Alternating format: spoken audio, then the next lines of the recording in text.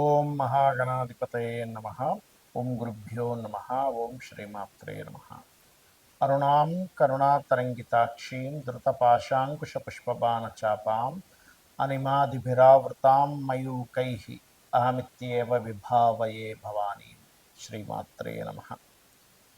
మనం ఈరోజు శుక్రగ్రహము జూన్ 30వ తేదీ నుంచి జూలై 26వ తేదీ వరకు తన స్వక్షేత్రమైనటువంటి వృషభ రాశిలో శుక్రుడు సంచరిస్తుంటాడు. అదేవిధంగా 26వ తేదీ జూలై తర్వాత నుంచి గురువుతో కలుస్తున్నాడు. అంటే ఒక శుభగ్రహంతో మరొక శుభగ్రహం యొక్క కలయిక ఒక యోగాన్ని ఇస్తుంది. యోగము అనేటువంటిది ఏమిటంటే ఏ రాశిలో గ్రహం ఉంది, ఏ నక్షత్రంలో ఉంది, ఇంకొక మరొక గ్రహంతో ఎలా కలిసి ఉంది, దీనివల్ల కొన్ని యోగాలు ఏర్పడతాయి. దీనికి సంబంధించినటువంటి విషయంలో మీకు ద్వాదశ లగ్నముల వారికి ఏ విషయాల్లో చాలా బాగుంటుంది, ఏ విషయాల పట్ల కాస్త జాగ్రత్త వహించాలి. ఎందుకంటే ఇక్కడ ఓన్లీ శుక్ర గురువులు కలవడమే కాకుండా కుజకేతువులు కూడా కలిసి ఉంటున్నారు ఇక్కడ. కాకపోతే 28 జూలై నుంచి మారిపోతున్నారు. సో దానివల్ల పెద్ద ప్రమాదం ఏం లేదు. ఈ రాహు శని వక్రించి రాహుతో కూడా కనెక్ట్ అవుతున్నాడు. కాబట్టి ఈ యొక్క విషయాల్లో ఈ కలయికలు ఏవేవైతే గ్రహాల కలయికలు శుక్రుడు ఓన్ హౌస్లో ఉండటం వల్ల కలిగే ఫలితాలు మరియు మీరు చేసుకోవాల్సినటువంటి దేవత ఆరాధన ఏమిటి అనేటువంటి విషయాలు మనం ఒక్కొక్కటిగా తెలుసుకుందాం. అయితే ఈ విషయాలు చెప్తుంది నేనైనప్పటికీ కూడా చెప్పిస్తుంది సాక్షాత్ లలిత అమ్మవారిగా భావిస్తూ ఒక్కొక్క లగ్నం తెలియని రాశి గురించి తెలుసుకుందాం. వృశ్చిక లగ్నము, వృశ్చిక రాశి. వృశ్చికం వారికి కనుక చూసుకుంటే సప్తమ స్థానంలో శుక్రుడు.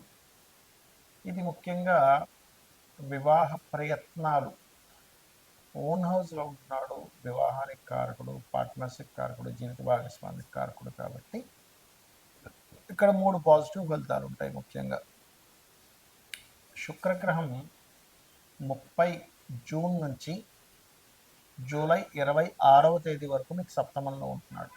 కాబట్టి ఇది సప్తమ గ్రహం అనేటువంటిది మీకు ఇచ్చే పర్సనల్గా ఇచ్చే మంచి రిజల్ట్.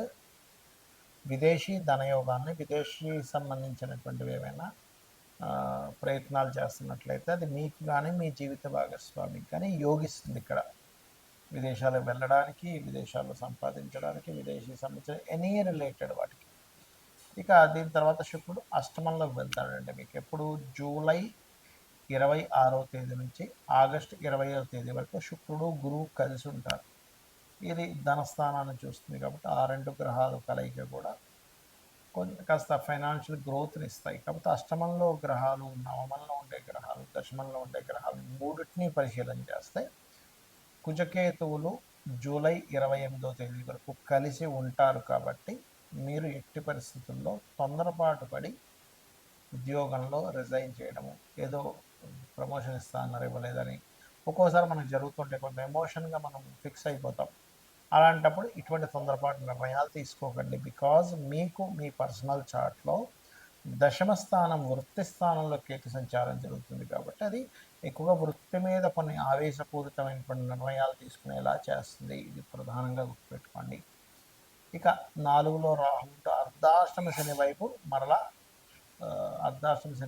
శని 4వ స్థానం వైపు వస్తున్నాడు. కాబట్టి మీరు ఏదైనా ఒక ప్రాపర్టీ తీసుకునేటప్పుడు అందులో ఏదైనా లిటిగేషన్ ఉందా, తొందరపడి ఏమైనా తీసుకుంటున్నామో, ఇది కరెక్టా కాదా అనేటువంటిది బలంగా చూసుకొని తీసుకోండి. అంటే అక్కడ కొన్నిసార్లు ఫ్రాడ్ ఉంటుంది. ఎందుకంటే 4లో శని రాహులు వచ్చినప్పుడు కొంత ఫ్రాడ్ కూడా ఇస్తాడు. ఈ విషయంలో చూసుకోండి. వివాహ ప్రయత్నాలు ఫలిస్తాయి. పార్ట్నర్స్తో కొంతవరకు సపోర్ట్ లభిస్తుంది. విదేశీ ధనయోగాలు కూడా ఉంటాయి. ఇక మీరు నిత్యము చేయవలసినటువంటి దేవతారాధన. మరియు ఇంకొక విషయం ఏంటంటే శుక్ర గురువులు అష్టమంలో కలుస్తున్నందుకు తాతగారి ఆస్తికి సంబంధించిన విషయంలో ఏదైనా గతంలో ఉండే చికాకులు, కోర్టు కేసుకు సంబంధించిన విషయాలు కొంత క్లియర్ అవుతాయి. ఇక మీరు నిత్యము చేయవలసిన దేవతారాధన దక్షిణామూర్తి ఆరాధన, లలిత అమ్మవారి యొక్క శ్రవణము, పఠనము. ఉద్యోగంలో ఎక్కువగా ఇబ్బంది ఉంది అనుకునేటువంటి వారు ఓం మాణిక్య మకుటాకార జానుద్వయ విరాజితాయ నమః చేయండి. అన్ని విధాలు బాగుంటుంది. శుక్రగ్రహం గనక మీ జన్మజాతకంలో ఓన్ హౌజెస్లో ఇప్పుడు గోచారంలో ఎలా అయితే వృషభంలోకి వెళ్ళాడో అలా ఓన్ హౌజెస్లో కనుక ఉన్నట్లయితే ఇంకొంచెం యాక్టివ్గా అవుతుంది.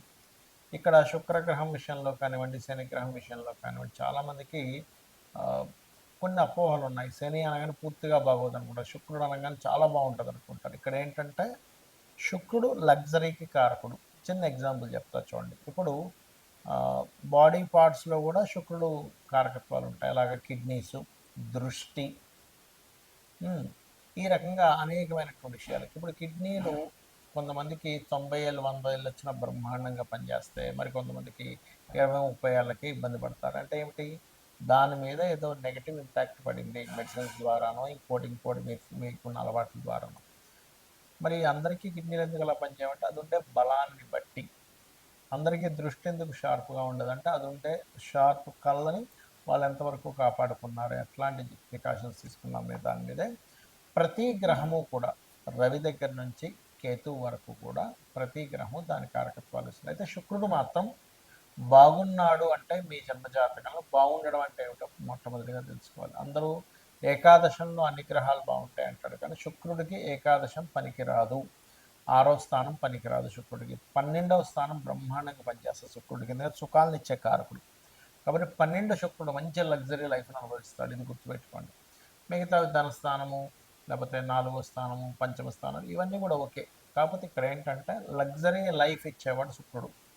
కానీ శుక్రుడు మనకు లగ్జరీ లైఫ్ లేదు అని బాధపడుతుండేటువంటి వారు, లేదా ధనము లేదు అని ఇబ్బంది పడేటువంటి వారు, వివాహం అవ్వట్లేదు అని ఇబ్బంది పడుతుండేటువంటి వారందరికీ కూడా శుక్రగ్రహం ఎక్కడో దగ్గర ఇబ్బంది అయింది, లేదా స్త్రీ వల్లే శాపము.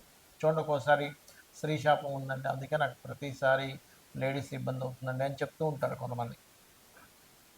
అంటే దాని అర్థం ఏమిటి, స్త్రీకారకుడైన శుక్రుడు ఎక్కడో పాడయ్యాడు.